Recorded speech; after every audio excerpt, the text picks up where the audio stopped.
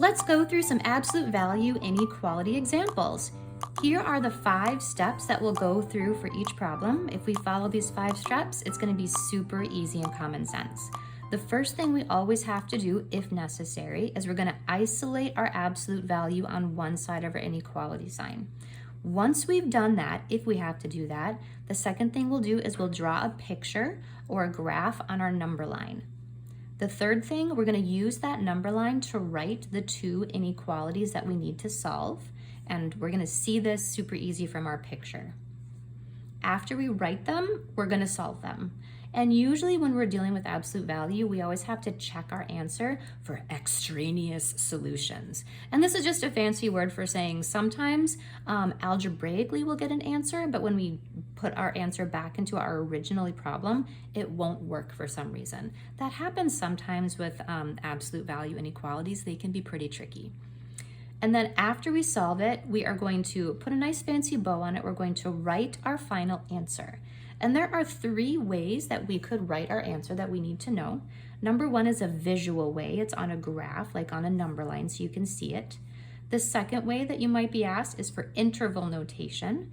And the third way that we're probably more familiar with is just writing it as an inequality. And we'll do all 3 of them so that we can be familiar with all 3 ways. Let's get started. Step number 1, we have the absolute value of a number plus 2 has to be less than 3 steps away from 0. Step number 1, it's already isolated, so we're good to go. Let's go ahead and step number 2, draw a picture. Okay, I have some value here that is less than 3 steps away from 0. That puts me here at 3 and at -3. And what value is here? I have a number plus 2, and I have a number plus 2. It's sitting there, and less than 3 steps away from 0. That means I'm dealing with this group right here, okay? So there's my picture, here's my group, and here's my boundaries. Step number 3, I'm gonna write my inequalities. My first inequality is this one, okay? I have a number plus 2, and it is greater than -3. My second inequality is right here, and I have a number plus 2, and it is smaller than +3. Okay, and let's see, this is an and situation, so I'm going to write and. Both of these statements have to be true at the same time. Now let's go ahead and solve. I'll go ahead and solve the left side.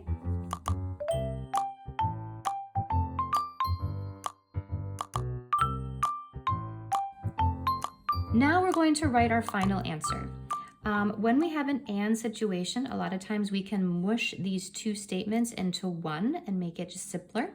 But the first thing I'm going to do is I'm going to graph it because that's going to help me see things. So there's my number line. I'm going to drop a 0. I'll drop a -5, and I'll drop a 1. Okay, a number has to be bigger than -5. I'm going to do my rough draft underneath. So I know that my number has to be bigger than -5.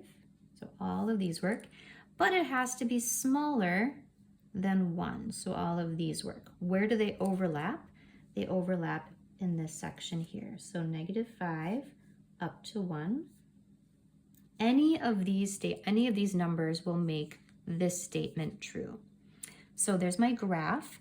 My interval notation, well, let's see. Interval notation, my smallest number is -5. My biggest possible number is 1, and both of these are not included, so I have parentheses. There's interval notation. And how do I write this as an inequality? Well, I have any number. It has to be bigger than -5, but it has to be smaller than 1. So this is my graph, here's my interval notation, here's my inequality. That is my answer to example 1. Let's go ahead and solve example 2. Step number 1, my absolute value is not isolated, so I'm going to divide both sides by 4 so that I get the absolute value is less than or equal to 5. Now we have a case that's very similar to example 1. Pause the video, see if you can solve it, and check back in.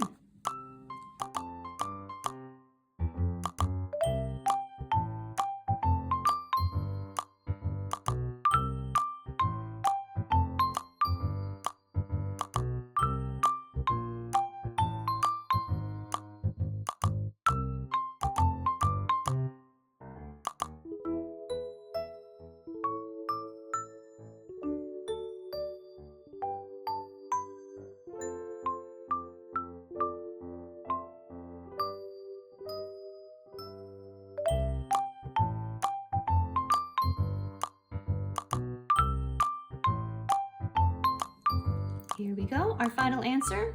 We have numbers that are in between -6 and 4 inclusive. So our interval notation, we would have that bracket to show that -6 and 4 are included. And we have our number has to be bigger than -6 and less than 4. Check in for the next video for when we have the greater than type of problem.